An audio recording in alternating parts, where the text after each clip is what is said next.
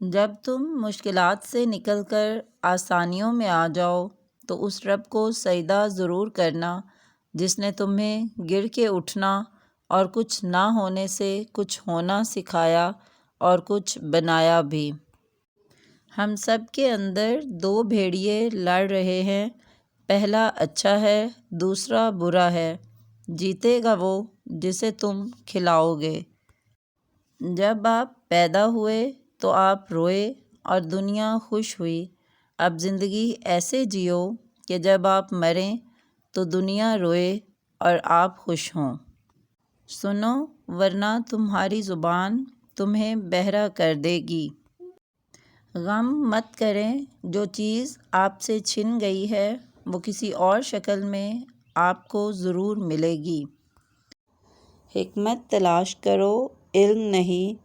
علم ماضی کا ہے اور حکمت مستقبل کی ہے۔ ذہین انسان زندگی میں 3 چیزوں سے دور رہتا ہے: جوانی میں ہوس سے، بلوغت میں جھگڑے سے اور بڑھاپے میں لالچ سے۔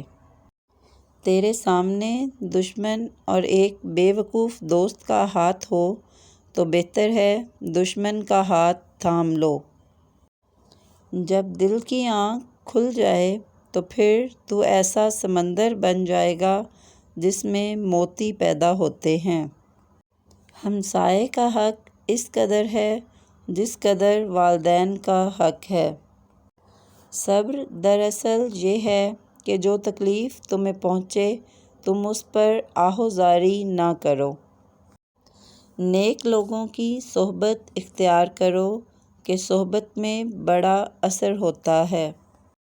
اس انسان کا رزق کبھی نہیں بڑھ سکتا جس میں یہ 2 عادات ہوں: ناشکری کرنا، زنا کرنا۔ کم ظرف انسان دوسرے سے لیا ہوا ہیرا بھول جاتا ہے لیکن اپنا دیا ہوا پتھر بھی یاد رکھتا ہے۔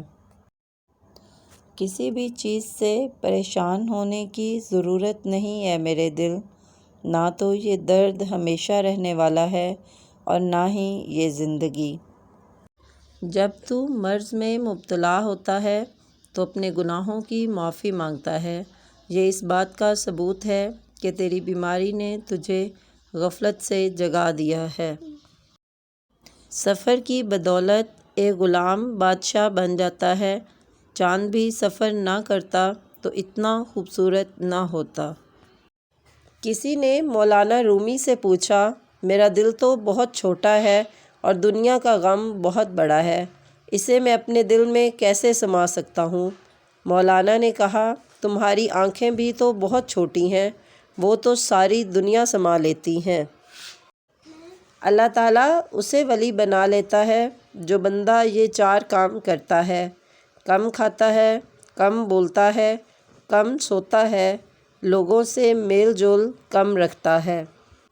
معزز بننا چاہتے ہو تو دوسروں کی عزت کرو کیونکہ یہ کام معزز بندہ ہی کرتا ہے اور یہی انسانیت کا کمال ہے۔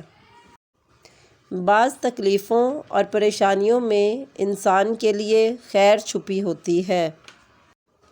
پرندہ جب اڑنے کی ٹھان لے تو ہوا کو راستہ دینا ہی پڑتا ہے۔ اللہ کو خوش رکھنا ہے تو 3 لوگوں کو خوش رکھو: غرباء، مساکین کو، دکھی اور بے سہارا کو۔ زندگی میں 2 لوگوں سے دور رہنا، ایک مصروف، دوسرا مغرور، کیونکہ مصروف اپنی مرضی سے بات کرتے ہیں اور مغرور اپنے مطلب سے یاد کرتے ہیں۔ لوگ بھی کتنے عجیب ہیں، غلطی پر معذرت کی بجائے رابطے توڑنا ان کو زیادہ آسان لگتا ہے، حالانکہ یہ غلطی پر دوسری غلطی ہے۔ ہمیشہ یہی سوچ کر جیو کہ میرے رب نے مجھے بہت کچھ دیا ہے، اگر وہ مجھے میرے عمل کے مطابق دیتا تو میرے پاس کچھ بھی نہ ہوتا۔ 2 چیزیں آپ کی وضاحت کرتی ہیں: ایک صبر جب آپ کے پاس کچھ بھی نہ ہو، دوسرا رویہ جب آپ کے پاس سب کچھ ہو۔ تم دوسروں کے راستے کی رکاوٹیں دور کرتے جاؤ، تمہاری اپنی منزل کا راستہ آسان ہوتا چلا جائے گا۔ رشتوں کو جوڑے رکھنے کے لیے کبھی اندھا، کبھی بہرا تو کبھی گونگا ہونا پڑتا ہے۔ ادھوری باتیں اور ادھورے جملے سن کر اپنی مرضی کی داستانیں تخلیق کرنے والے لوگ ہمیشہ دکھ ہی اٹھاتے ہیں۔ استاد اور باپ کی محبت سمجھ آنے تک اکثر دیر ہو جاتی ہے۔ زمین کے اوپر ٹھیک رہو گے تو زمین کے نیچے بھی ٹھیک رہو گے۔ تو نیک ہو اور لوگ تمہیں برا کہیں، یہ اس سے اچھا ہے کہ تو برا ہو اور لوگ تجھے اچھا کہیں۔ مطلوب ہمیشہ ساکت ہوتا ہے، طالب ہی اس کے گرد گھومتے ہیں۔